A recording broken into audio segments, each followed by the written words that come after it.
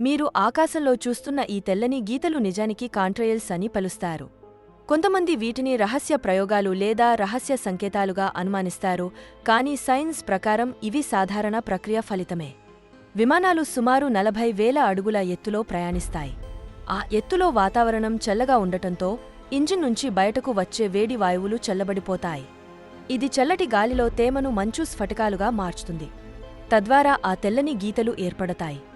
ఇది పూర్తిగా ఒక సహజ శాస్త్రీయ ప్రక్రియ, కానీ కొందరికి దీని వెనుక మరేదైనా దాగి ఉందని భావించవచ్చు.